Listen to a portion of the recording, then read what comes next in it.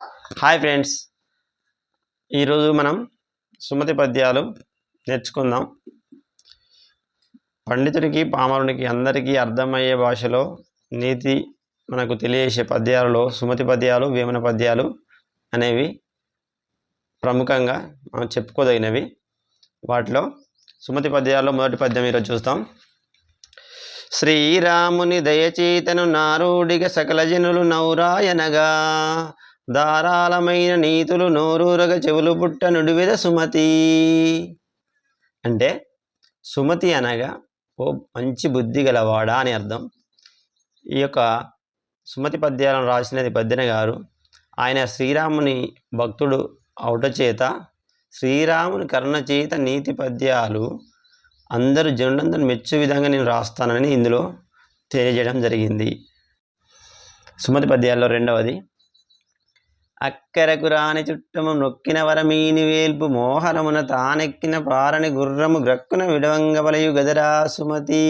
అనగా ఆపదలో ఆదుకొని బంధువులను మ్రొక్కిన వరమీని వేల్పు అంటే మనం ఎంత వేడుకున్నా మనల్ని కరుణించని దేవుడిని, మరియు యుద్ధ సమయంలో మనకు అనుకూలంగా పరిగెత్తని గుర్రాన్ని వెంటనే విడిచిపెట్టవాలని బద్దెన గారు తెలియజేశారు.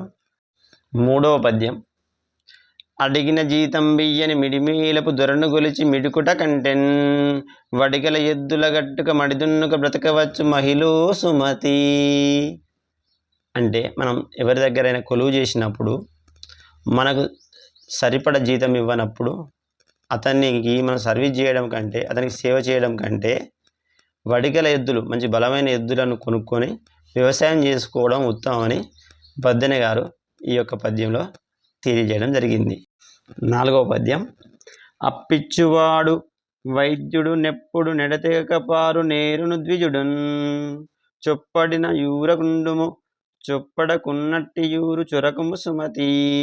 అంటే ఆపదలో ఉన్నప్పుడు అవసరానికి అప్పిచ్చు స్నేహితుడు, మరియు ఆరోగ్యం బాగలేకుంటే నయం చేయడానికి వైద్యుడు, మరియు ఎప్పుడు నీరు ఎడతెగక అంటే ఎండిపోకుండా ప్రవహించే నది, శుభాశుభ కర్మలు చేయించు బ్రాహ్మణుడు ఏ ఊరిలో ఉంటాడో ఆ ఊరిలో మనం జీవించాలి, అలా లేని ఊరిలో మనం జీవించకూడదని బద్దెన గారు తెలియజేయడం జరిగింది.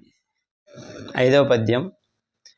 ఉపకారికి నుపకారము విపరీతము గాదు సేయ వివరింపంగా, నపకారికి నుపకారము నిపమెన్నక చేయువాడు నేర్పరి సుమతి. అనగా ఉపకారం చేసిన వారికి మనము తిరిగి ఉపకారం చేయడం గొప్పేమి కాదు, కానీ అపకారికి అంటే మనకు అన్యాయం చేసిన వారికి కూడా మనం మేలు చేయడంలోనే గొప్పతనం ఉంది అని బద్దెన గారు తెలియజేశారు.